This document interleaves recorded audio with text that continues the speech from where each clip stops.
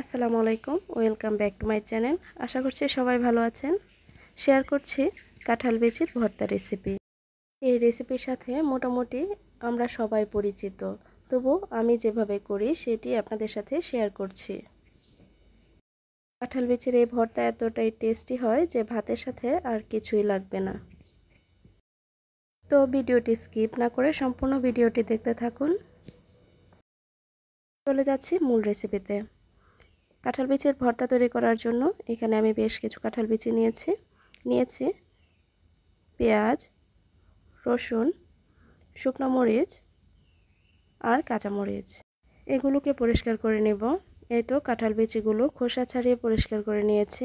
পেঁয়াজগুলো টুকরো টুকরো করে কেটে নিয়েছি আর রসুনগুলো কোয়া ছাড়িয়ে নিয়েছি। এখন চুলায় একটা প্যান বসিয়ে এর মধ্যে 1 টেবিল চামচের মতো তেল দিয়ে দিয়েছি। এর মধ্যে শুকনো মরিচগুলো ভেজে নিচ্ছি। মরিচগুলো ভাজা হয়ে গেলে উঠিয়ে একটা সাইডে রেখে দিচ্ছি। এখন সেই তেলের মধ্যে দিয়ে দিচ্ছি পরিষ্কার করে ধুয়ে রাখা কাঁঠাল বিচি।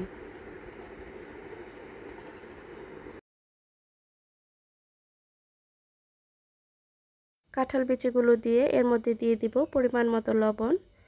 সম্পূর্ণ ভর্তার মধ্যে যতটুকু লবণ প্রয়োজন সবটুকুই আমি এখানে দিয়ে দিচ্ছি। পরবর্তীতে আর কোনো লবণ ব্যবহার করব না। এখন এর মধ্যে দিয়ে দিচ্ছি 1 কাপ মতো পানি। এই পানিটুকু দিয়ে কাঁঠাল বিচিগুলো সেদ্ধ হয়ে যাবে। এখন ঢাকনা দিয়ে দিচ্ছি। কাঁঠালের বিচিগুলো আমি মিডিয়াম হিটে সেদ্ধ করে নেব। মাঝে একবার ঢাকনাটা উঠিয়ে নিলাম। বিচিগুলো একটু চেক করে নিচ্ছি। এই তো বিচিগুলো হাফ সেদ্ধ হয়ে গিয়েছে। এই পর্যায়ে বিচিগুলো একটা সাইড করে এর এক পাশ থেকে আগে থেকে কেটে ধুয়ে রাখা পেঁয়াজের টুকরোগুলো দিয়ে দিচ্ছি কোয়া ছাড়ানো রসুন আর দিয়ে দিব কাঁচামরিচ।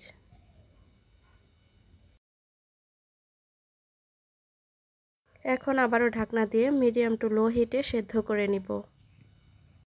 ঢাকনাটা উঠিয়ে মাঝে একবার নেড়ে দিচ্ছি। নেড়ে চেড়ে নেওয়ার পর আবারও ঢাকনা দিয়ে একদম লো হিটে বসিয়ে রাখবো, যেন এর পানিটাও শুকিয়ে যায় আর সব কিছু ভালোভাবে সেদ্ধ হয়ে যায়। এ তো ঢাকনাটা উঠিয়ে নিয়েছি। কাঁঠাল বিচিগুলো সেদ্ধ হয়ে গিয়েছে আর পেঁয়াজ রসুনগুলিও সেদ্ধ হয়ে গিয়েছে। এর মধ্যে থাকা সম্পূর্ণ পানিটাই শুকিয়ে গেছে। এখন এটা চুলা থেকে নামিয়ে নিচ্ছি। ভর্তার জন্য যে শুকনো মরিচ আমি ভেজে রেখেছিলাম সেখান থেকে 3টে শুকনো মরিচ নিয়ে বেটে নিচ্ছি। এরপর সেদ্ধ করে রাখা কাঁঠাল বিচি, পেঁয়াজ, রসুন আর কাঁচামরিচ সবকিছু একসঙ্গে দিয়ে ভালোভাবে বেটে নিচ্ছি। কাঁঠাল বিচির এই ভর্তা খেতে এতই টেস্টি হয় যে ভাতের সাথে আর কিছুই লাগবে না। এই ভর্তা দিয়ে সব ভাত খাওয়া হয়ে যাবে। যারা এখনও কাঁঠাল বিচির ভর্তা ট্রাই করেনি তারা অবশ্যই একবার হলো ট্রাই করে দেখবেন, খুবই ভালো লাগে খেতে। তো সবটুকু ভর্তা আমার বাটা হয়ে গিয়েছে। এবার এখানে রেখে আমি ভর্তাটা মাখিয়ে নিচ্ছি ভালোভাবে। ভর্তা মাখানো হয়ে গেলে আমি হাতটা ধুয়ে পরিষ্কার করে নিয়েছি। এবারে হাতের মুঠোয় কিছুটা ভর্তা নিয়ে এভাবে গোল গোল বলের মতো করে শেপ দিয়ে নিব। সবটুকু ভর্তা দিয়ে আমি এভাবে বলের মতো করে বানিয়ে নিব।